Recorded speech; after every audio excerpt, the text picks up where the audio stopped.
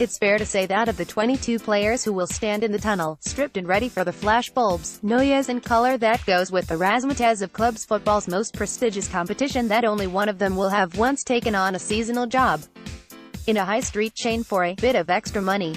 6 years ago, Andy Robertson took on a Christmas job in Marks & Spencer to help line his pockets. Finding a place to put his spare change these days would necessitate a trip to his accountant. Not that his elevation to a seat at football's grandest table appears to have been about the trappings that go with a job. Robertson's hunger and commitment have been well noted, as has his success in keeping his feet firmly on the ground.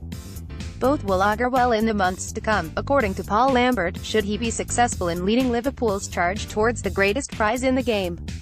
"It will change his life if he wins it, there's no doubt about that," said Lambert, the last Scot to have won the Champions League. Now in charge at Stoke, Lambert won the competition in 1997 when he helped Borussia Dortmund beat Zinedine Zidane's Juventus 3-1. Lambert was the first Scottish player to win the European Cup with a non-UK team, and the first British player to win it since its reformation as the Champions League. "The main thing for me is that if you get there then you have to win it," he said. "I don't think I would have recovered if we had lost it. I think you know that you might only get one shot at it and you don't want to come away wondering what if. You want to go and give it your best, your absolute all. But crucially, is the aftermath. You have to stay humble. You have to be willing to keep working, to keep pushing, keep learning. That is what the best players do, they are relentless. You don't realize what a huge thing it is to do. Winning the Champions League is beyond special. It is such a huge achievement, and it is only when you do that you can appreciate that. People remember it forever. You are revered in some ways for doing it, but I think you have to keep in mind that the best players are continually pushing themselves to improve. But it is such a huge chance for him. It is a phenomenal tournament. You play in the group stages and you get an experience of it, but to win it is something else entirely. It isn't an exaggeration to say it is life-changing." While Robertson's story has been well documented as he has recovered from teenage rejection at Celtic to being a mainstay for an exciting Liverpool side, Lambert sees the parallels with the trajectory of his own career.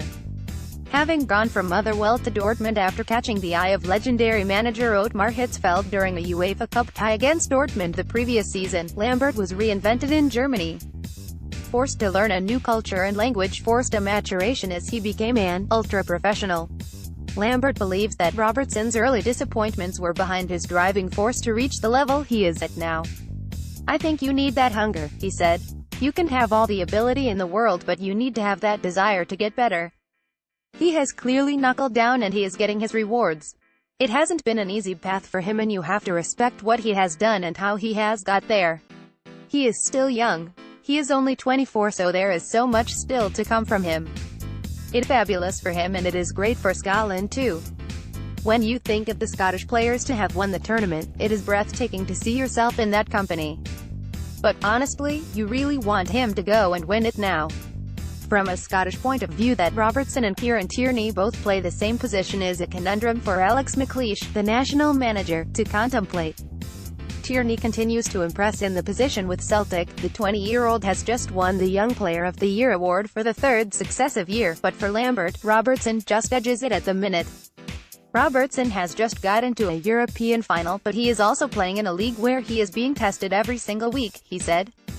"I have been impressed with Kieran Tierney and he is held in very high regard, but I just think at the minute that Robertson has really kicked on again. I think it is good for Scotland that you have that. Having a guy who potentially has the experience of winning the Champions League in your squad can only be a good thing, while Tierney is still exceptionally young. The first-team experience that he has got will stand him in good stead, and it is up to him now just how far he wants to go. You look at the national side and you think that it has been a long time since we had players with that kind of experience. Hopefully it is something that can help us as we look to finally get back to qualifying for tournaments again. It isn't like we can complain about having too many quality players.